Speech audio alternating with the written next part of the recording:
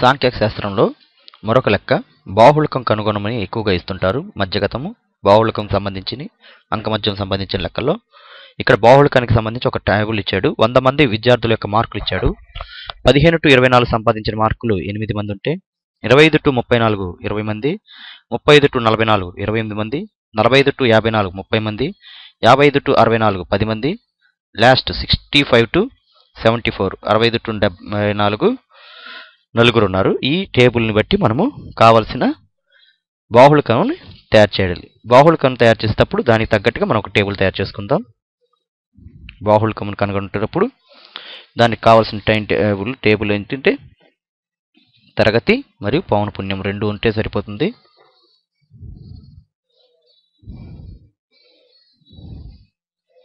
మనం లెక్కల్లో జాగ్రత్తగా స్కేలు పెన్సిల్ ఉపయోగించి టేబుల్ని జాగ్రత్తగా గీసుకుంటే మనకి నీట్గా టేబుల్ అనేది కనబడాలి. ఇక్కడ తరగతిగా మార్కులను విభజిద్దాము. అలాగే పౌనపున్యంగా ఎంతమంది విద్యార్థులు వచ్చారో విద్యార్థుల సంఖ్యని చేద్దాం. ఇవి రెండిట్లో మొదటి టేబుల్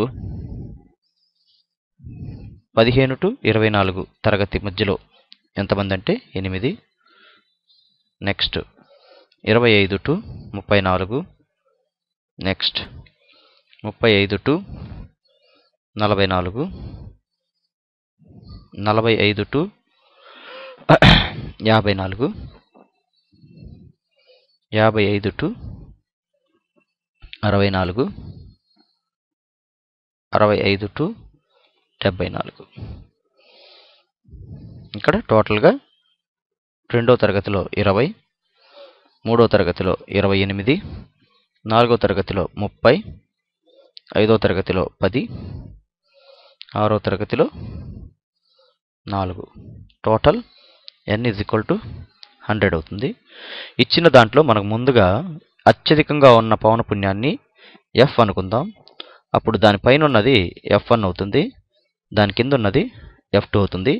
వీటిని జాగ్రత్తగా తీసుకుని నోట్ చేసుకుంటే మనకు కావలసిన సూత్రం ప్రకారంగా వస్తుంది. ఇప్పుడు అసలు బాహుళకం కనుగొనడానికి సూత్రం ఏంటి? మోడ్. బాహుళకం మోడ్ ఏ విధంగా కనుగొంటామంటే that is equal to L plus f minus f1 by 2f minus f1 plus f2 into c.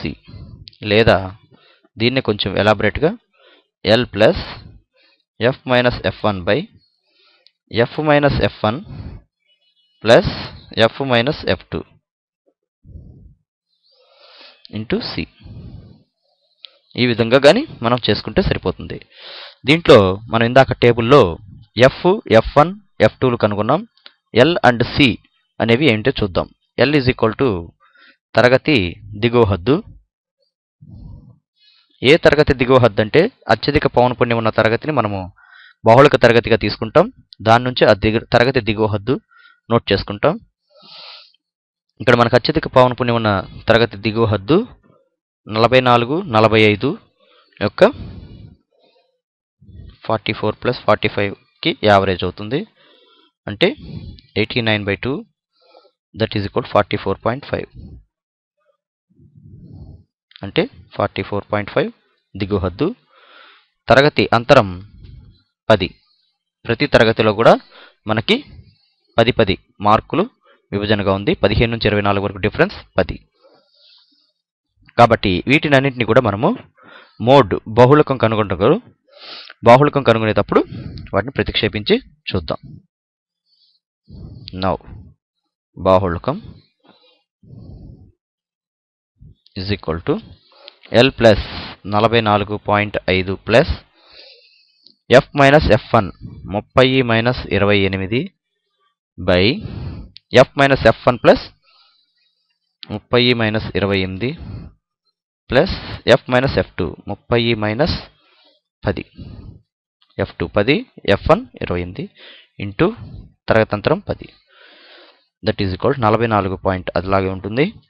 Plus 30 minus 28 అంటే 2 ఇంటూ 10 బై ఇక్కడ 2 ప్లస్ 30 నుంచి పోతే 20 అవుతుంది. That is equal 44.5 plus 20/22 cancel చేస్తే 10/11 వస్తుంది. అంటే దాదాపుగా 44.5 ప్లస్ 10/11. 11తో మనం 10ని భాగించి దశాంశ స్థానాలు రెండింటి వరకు దాన్ని తీసుకోవచ్చు. ఇది ఖచ్చితంగా పోదు కాబట్టి 0 పాయింట్ పెడితే 100, 9 సార్లు 99, మళ్ళీ 1 వస్తుంది. ఆల్రెడీ పాయింట్ ఉంది కాబట్టి ఇక్కడ 0 పెడదాం. మళ్ళీ 100, 9 సార్లు 99, అంటే దాదాపుగా బాహుళకం విలువ 44.5 ప్లస్ 0.91 కలిపితే మనకి 45.41 సుమారుగా ఉంటుంది.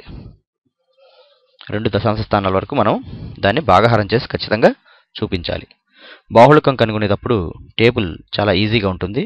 కానీ దానిలో మనం అత్యధిక పౌనపున్యం ఉన్నదాన్ని బాహుళకపు తరగతిగా తీసుకుని దాని నుండి F1 అలాగే L, C అనేవి తీసుకుని దాని నుంచి మనకు కావాల్సిన సూత్రంలో ప్రతిక్షేపిస్తే బాహుళకం అనేది ఈజీగా కనుగొనబడుతుంది. కరెక్షన్ చేసేటప్పుడు కానీ ఇవి క్యాన్సిల్ చేసేటప్పుడు చివరిలో భాగాహారం చేసేటప్పుడు జాగ్రత్తగా పాయింట్స్ గుర్తించాలి.